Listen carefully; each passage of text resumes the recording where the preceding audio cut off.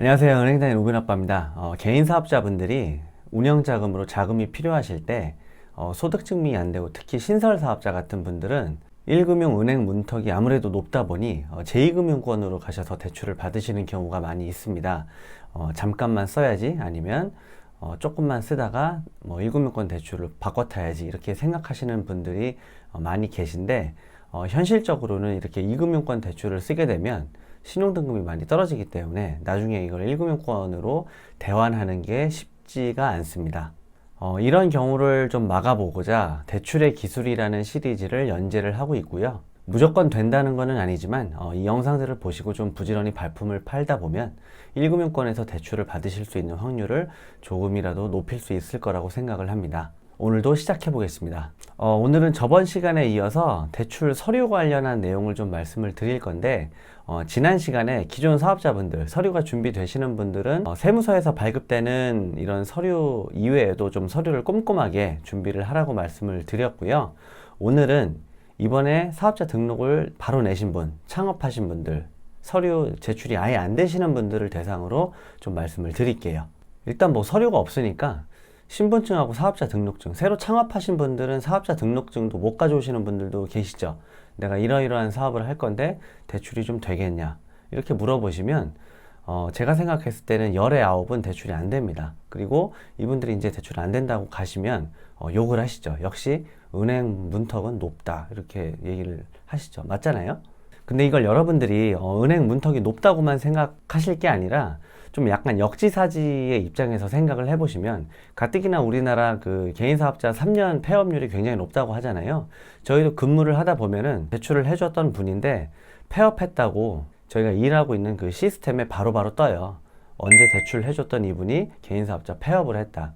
이런 상황이 되게 많다 보니까 그럼 은행은 대출이 나갔으니까 그 대출 은행 입장에서 채권을 회수를 해야 되고 그 회수하는 과정에서 잘 회수가 되면은 다행이지만 이게 잘 회수가 잘 안 되면 그 대출을 처음에 취급했던 직원이 벌을 받을 수 있습니다.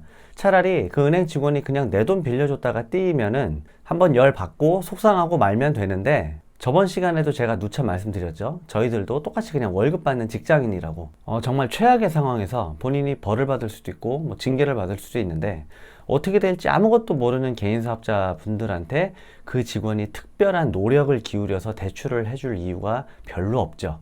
결론은 신설사업자 분들이 대출이 어려운 이유는 어떻게 될지 모르기 때문에 어려운 겁니다. 은행 가셔도 매출 자료라든지 소득증빙 자료라든지 이런 자료를 자꾸 귀찮게 서류를 요청하는 게 여러분들 귀찮게 하려고 하는 게 아니라 이러이러한 매출을 보이고 이러이러한 소득 추이를 보이면 앞으로도 그럴 것이라는 가정을 그래도 하죠. 물론 사업하시는 분들이 금방 폐업하는 경우도 있지만 그래도 아무 자료가 없는 것보다는 이런 자료를 주시면 그 자료를 참고해서 여기는 매출이 이 정도가 되는구나, 순이익이 이 정도 되는구나, 소득 신고를 이 정도 하셨구나, 앞으로도 이럴 수 있겠다라는 데이터를 가지고 취급을 할 수가 있기 때문에 가능하지만 신설사업자는 그런 게 아무것도 없잖아요. 그래서 어려운 겁니다. 자, 그러면 여기서 신설사업자 분들이 그래도 한번 해볼 만한 여지가 있는 게 제가 지금 방금 말씀드린 거에서 힌트를 얻으시면 되는데, 자, 어떻게 될지 모르기 때문에 어려운 거면 어떻게 될지 좀 알려주면 됩니다. 그게 뭐냐면 바로 사업계획서입니다. 우리가 사업계획서라고 하면은 이런 조그만 가게, 조그만 전자상거래업을 한다든지 식당 이런 데 하시는 분들은 이게 내 얘기가 아니라고 생각하실 수도 있어요. TV에서 보면은 사업계획서라고 하면은 큰 법인에서 어떤 바이어들을 상대로 멋지게 PPT를 하면서 자료도 예쁘게 이렇게 만들어서 제출을 하는 게 사업계획서라고 보통 생각을 하시는데 너무 복잡하게 생각하시지 않으셔도 됩니다. 한 가지 예를 들어 드릴게요. 얼마 전에 40대 여성분께서 카페를 창업하신다고 저한테 오신 적이 있어요. 이분은 사업자 등록은 내긴 냈는데 아직 오픈도 안 했고 그 커피 머신이라든지 이런 기계기구 가는데 돈이 많이 들잖아요.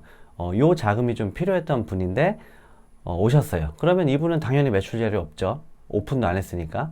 그 신분증하고 개인사업자 등록증 그리고 그 가게 임대차 계약서 요거를 가져오셨는데 사실 요렇게 가져오시면 저희들도 보통 하는 얘기가 조금 매출이 발생하면은 오시라고 하든지 아니면 좀 매출 발생하면 소상공인진흥공단에서 아니면 신용보증재단 이런 데서 보증서를 좀 받아 오십시오 라고 말씀을 드리는데, 사실 신용보증재단하고 소상공인진흥공단에서도 매출이 전혀 없는 상태에서는 안 끊어주거든요. 그러면 이분들은 대출 받기가 참 애매한 상태예요. 가게 오픈을 하려면 지금 당장 돈이 제일 많이 필요한데 막상 대출을 신청하려고 하면은 매출을 발생해서 오라고 하니까, 가게 준비를 해서 오픈을 해야 매출을 발생을 하는데 그것도 없는데 은행에서는 이걸 가져오라고 하고, 오픈은 해야 되겠고, 이 진퇴양난에 빠진 거죠. 근데 이 40대 여성분께서는 추가로 뭘 가져오셨냐면은, 제가 사실 이거 가져온 거 보고 신용으로 대출을 해드렸어요. 뭘 가져오셨냐면, 여러분들 한번 들어보세요. 여러분들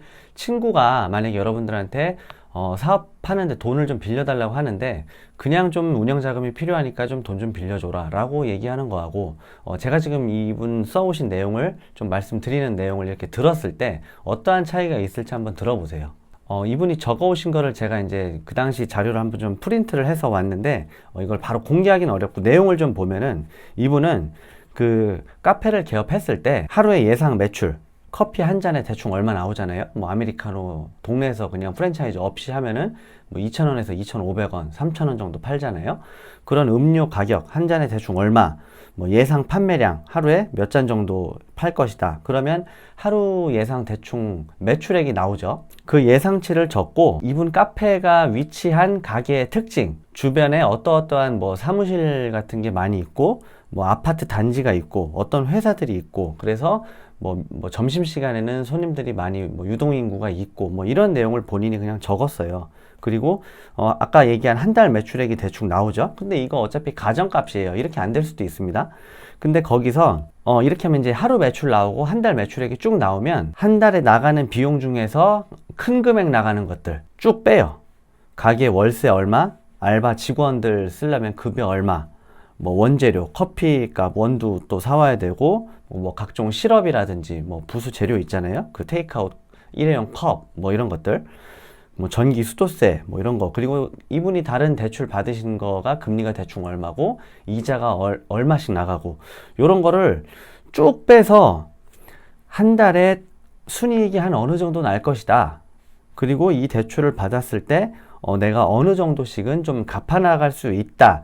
이거를 최대한 좀 정교하고 자세하게 이렇게 써오셨어요. 자, 이거를 보고서 저는 이분 신용 등급이 그때 3등급이었나 4등급이었나 뭐 아주 좋은 등급은 아니었는데 대출이 뭐 가능할 정도의 등급이죠. 저는 요거 보고서 그냥 대출을 해드렸습니다. 자, 왜냐면 이렇게 안 될 수도 있어요. 이분이 적어오신 게, 이 계획서가 이분이 뭐 하루에 음료를 뭐 200잔 팔 것이다, 이렇게 아무리 예상을 해도 이게 안 팔릴 수가 있잖아요. 그래도 이렇게 써오신 거를 보면 이분이 얼마나 성실하신 분인지가 딱 느껴집니다. 자, 저희가 이제 AI가 아니기 때문에 저희도 이제 사람이라고 그랬잖아요. 그냥 사업자 등록증하고 신분증만 가져오셔서 사업할 건데 돈 좀 빌려달라, 이렇게 좀 애원조로 얘기하시는 거하고, 이렇게 좀 눈에 보이는 자료로 본인이 한번 그 계획서, 뭐 말로는 거창하지만 사업계획서지만, 다르게 표현하면 이건 약간 상환계획서하고 비슷합니다. 내가 어떠한 매출을 일으킬 거고 비용은 어느 정도 들어서 이 정도의 순이익이 남고, 이걸로 내가 너의 금융기관에 빌린 대출 금액을 이렇게 갚아 나가겠다라는 그 한 사이클, 요거를 조금 구체적으로 이렇게 적어 오시면, 일단 이분은 이 사업에 대해서 굉장히 고민을 많이 하신 분이고, 그냥 사업에 뛰어드는 분들보다 훨씬 성공할 가능성이 높아요. 실제로 그럴 겁니다. 자, 다시 말씀드리지만 은행에서는 눈에 보이는 거를 좋아합니다. 신설 사업자는 자료가 없으니 일단 눈에 보이는 게 없어요. 눈에도 안 보이고 앞으로 어떻게 될지도 안 보여요. 그 20분, 30분 정도 되는 짧은 그 상담 시간에 이분이 앞으로 어떻게 될지 모르잖아요. 그러니까 좀 앞으로 어떻게 된 다음에 오라는 얘기거든요. 결국 1금융권 은행 문턱 대출, 사업자 대출이 문턱이 높은 이유가, 그럴 때 앞으로 내가 이러이러한 사업을 할 거고, 뭐 예를 들어 전자상거래업 하시는 분들도 품목이 굉장히 다양하잖아요. 오셔서 내가 뭐 인터넷 상거래를 할 건데 대출이 좀 필요하다, 이렇게 얘기하시는 것보다는 인터넷 상거래로 내가 어떤 물품을 뭐 어떻게 팔 건데 예상 매출액이라든지 원가, 이렇게 해서 내 순이익, 그래서 한 사이클, 요걸 좀 이렇게 보이게끔 만드세요. 자, 포맷은 상관이 없습니다. 어떤 형식 상관없고, 어떤 나이 드신 분들은 이거 그냥 손으로 적어 오세요. 손으로 적어 오시는 분들도 계시고, 아니면 그냥 한글 워드 써서 그냥 타이핑해서 적어 오세요. 여러분들이 대출을 받건 안 받건 이런 작업을 한번 해보시는 거는 굉장히 큰 의미가 있습니다. 혹시 그리고 여러분들 중에서 이제 정부 지원 사업 같은데 지원해 보신 분들은 아시겠지만 정부 지원 사업에 접수할 때도 사업계획서 필수거든요. 혹시 이 사업계획서 작성해 놓으신 분들은 여기서 약간 수정하시면 돼요. 정부 지원 사업 사업계획서는 어떤 아이템의 그 기술적인 진보라든지 뭐 판매의 진보성, 약간 뭔가 좀 진보성을 잘 포커스를 맞추는데, 금융기관에서는 여러분들이 뭐 강냉이를 팔아도 많이 팔아서 이 대출을 갚아나갈 수 있다, 이게 중요한 거지 뭐 어떤 진보성 이런 거는 크게 필요 없습니다. 예상 매출과 순이익, 그래서 여러분들이 대출을 이러이러한 식으로 갚아나갈 수 있다, 이런 쪽으로 좀 포커스를 맞추셔가지고 약간만 수정하시면 될 것 같아요. 자, 오늘은 신설사업자 분들께 서류 제출, 그 중에서도 사업계획서, 다시 표현하면 상환계획서라는 내용으로 좀 말씀을 드렸습니다. 사업계획서라고 해가지고 어떤 큰 법인 차원에서 작성을 하는 게 아니기 때문에, 다시 말씀드리지만 이 사업계획서 양식에 너무 큰 부담을 갖지 마세요. 어떤 형식으로 써야 되는지도 너무 고민하지 마세요.